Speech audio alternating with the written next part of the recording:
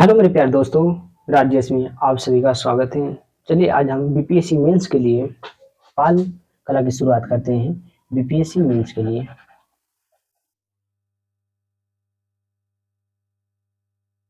लिए एक पाल कला की शुरुआत करते हैं। चलिए देखते हैं पाल कला।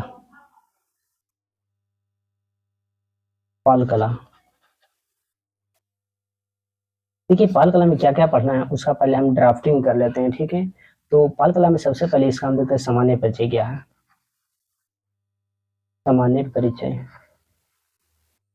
आराम से समझिएगा, सामान्य परिचय, ठीक है। उसके बाद इसको देखते हैं विशेषता।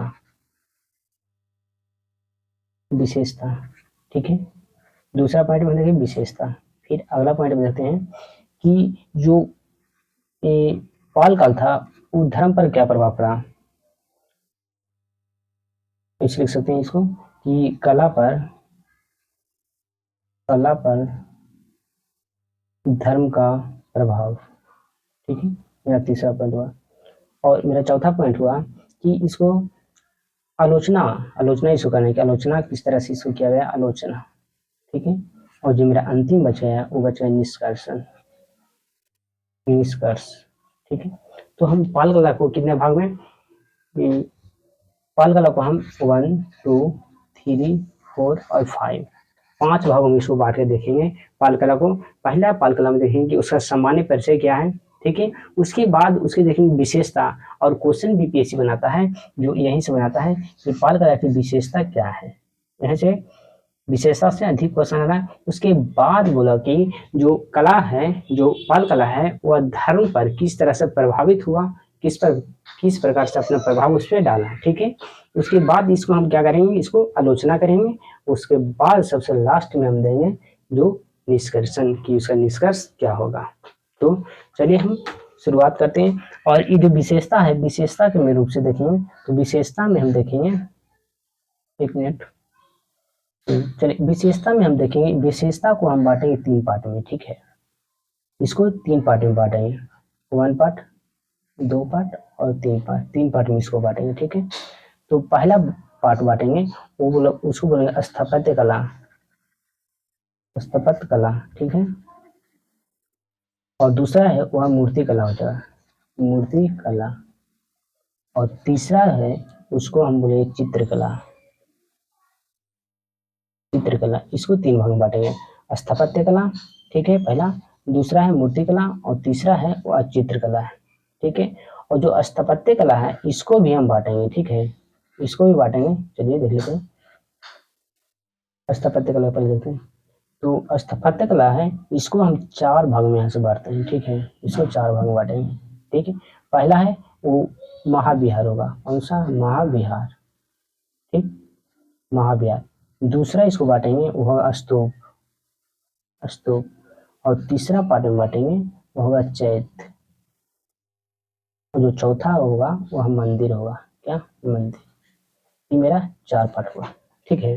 तो स्थापत्य कला कितना भाग में बांटे, 4 भाग में। पहला महाविहार, दूसरा स्तूप, तीसरा चैत्य और जो लास्ट है वह मंदिर, ठीक। उसके बाद जो बचा मूर्ति कला, मूर्ति कला हम 2 भाग में बांटते हैं। मूर्ति कला है उसको हम 2 भाग में बांटते हैं। चलिए देख लेते हैं इस तरह से मूर्ति कला को 2 भाग में बांटता है, ठीक है। पहला है कांस्य का, कांसा का, ठीक है, कांसा का मूर्ति बना था जो। दूसरा था वो पत्थर का था, पत्थर, ठीक है।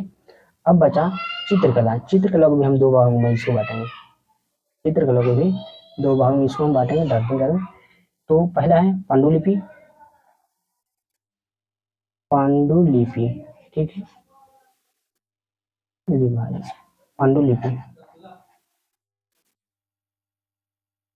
पांडुलिपि, ये पहला मेरा पांडुलिपि है, ठीक है। दूसरा मेरा है भित्ति चित्र, भित्ति चित्र, ये मेरा इतना था। अब इसी को हम वर्णन करना है, इसी को देखना है, और इसी से बीपीएससी हमेशा क्वेश्चन बनाता रहा है और बनाता ही है। चलिए देखते हैं, हम शुरुआत करते हैं।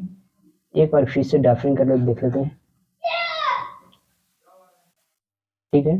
चलिए यहाँ से देखते हैं। ये जो पाल कला है, पाल कला को हमें सबसे पहले इसको बांटे 5 भागों में, ठीक है। सामान्य परिचय इसका, विशेषता इसकी, और कला पर इसका प्रभाव, आलोचना और निष्कर्षण, ये हम 5 भाग में इसको बांटे, ठीक है। तो सबसे विशेष मेन रूप से इसमें विशेषता इसका है, ठीक है। विशेषता को हम बांटे 3 भाग में। पहला था स्थापत्य कला, दूसरा मूर्ति कला और तीसरा है चित्रकला, ठीक है। इसको 3 भाग में। सबसे महत्वपूर्ण यहाँ से है कि स्थापत्य कला को हम कितने भाग में बांट रहे हैं, 4 भाग में इसको बांट रहे हैं, महाविहार, स्तूप, चैत्य और मंदिर, ठीक। उसके बाद मूर्ति कला जो है, मूर्ति कला को 2 भाग में बांट दिए, कांसा और पत्थर, ठीक। चित्रकला में पांडुलिपि और भित्ति चित्र। इतना बांटने के बाद इसको हम बारी बारी से इसको डिटेल करेंगे ताकि बीपीएससी एग्जाम में पूछे क्वेश्चन तो यहाँ से बन जाए, ठीक है, लिखा जाए। और लिखने के लिए आप लोग प्रैक्टिस कीजिए, प्रैक्टिस बहुत जरूरी है। चलिए हम शुरुआत करते हैं पाल कला का सामान्य परिचय से। चलिए शुरुआत करते हैं इसका परिचय से। सामान्य परिचय, सामान्य परिचय। अब सामान्य परिचय इसको देते हैं इसका पाल कला की। तो पाल कला सामान्य परिचय में लिखते हैं कि कला किसी भी संस्कृति के मूलभूत पहचान है। यहाँ पे लिखिए कला, कला किसी भी संस्कृति, कला किसी भी संस्कृति की मूलभूत पहचान है, मूलभूत पहचान है या होती है, होती है। कला किसी भी संस्कृति की मूलभूत पहचान होती है, ठीक है। अब पहचान होती है, फिर बोला जाता है कि इस दृश्य से पूर्व मध्यकालीन, इसके बाद का पॉइंट लिखते हैं, दूसरा जो पॉइंट है, ठीक है। इसमें इसी मेरा दूसरा पॉइंट है कि 8वीं से 12वीं शताब्दी में, 8वीं से 12वीं शताब्दी में ऐसा माना जाता है कि उस समय जो पाल कला था, पाल कला की विकसित हो चुका था और इसका बहुत अधिक महत्व बढ़ गया था, ठीक है। तो 8वीं से 12वीं शताब्दी में ऐसा माना जाता है कि जो पाल कला था वह चरम सीमा पर पहुंच गया था और इसका एक विशेष महत्व था। क्या था? इसका एक विशेष महत्व था, किसका? पाल कला का। और उसी पीछे मौर्य कला था। मौर्य कला का जो परंपरा है, परंपरा को निरंतरता और विस्तार या करना शुरू कर दिया था। कौन? पाल कला था जो, ठीक है। बल्कि और ऐसा माना जाता है कि यह राष्ट्रीय नहीं बल्कि अंतर्राष्ट्रीय स्तर पर भी पाल कला का अधिक प्रचार प्रसारित हुआ, ठीक है। ये मेरा परिचय हो गया। परिचय एक बार फिर से देख लेते हैं कि कला किसी भी संस्कृति की मूलभूत पहचान होती है। कला है जो किसी भी संस्कृति की मूलभूत पहचान होती है। इस दृष्टि से पूर्व मध्यकालीन बिहार में 8वीं से 12वीं शताब्दी में विकसित पाल कला का विशेष महत्व है, ठीक है, क्योंकि इसने न केवल मौर्य कला से विकसित हो रहे कला परंपरा को निरंतरता एवं विस्तार प्रदान किया, बल्कि इसे राष्ट्रीय एवं अंतर्राष्ट्रीय स्तर पर प्रसारित किया, ठीक है। इतना मेरा ये हो गया परिचय, ठीक है। उसके बाद आगे चलते हैं तो इसका विशेषता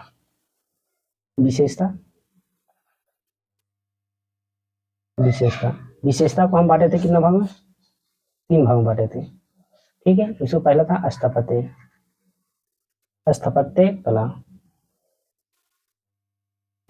कला था और दूसरा था वह मूर्ति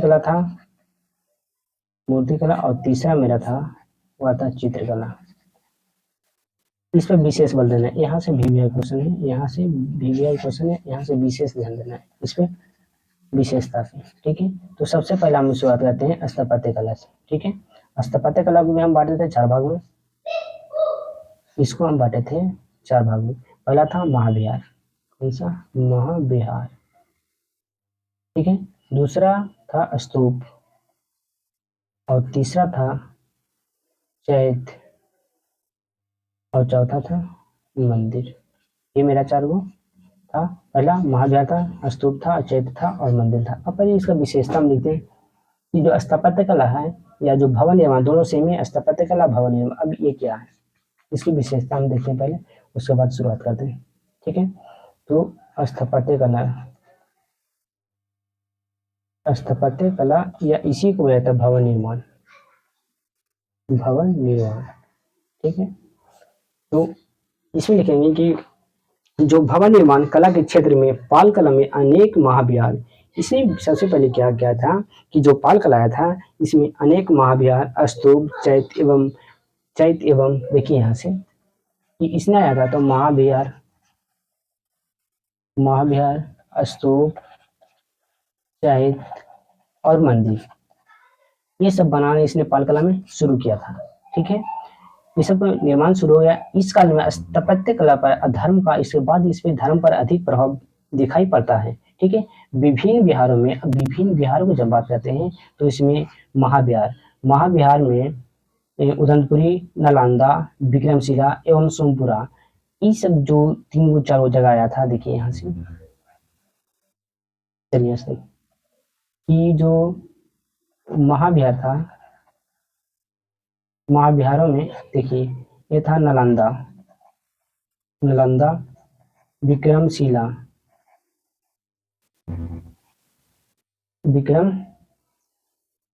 विक्रमशिला और एक था उदंतपुरी और एक था सोमपुरा।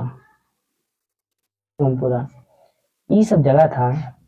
यहाँ से ऐसा प्रमाण होता है कि ये सब जगह था, वहाँ से पालकालीन साक्ष्य यहाँ से प्राप्त हुआ है। और ऐसा माना जाता है कि इस समय गोपाल, धर्मपाल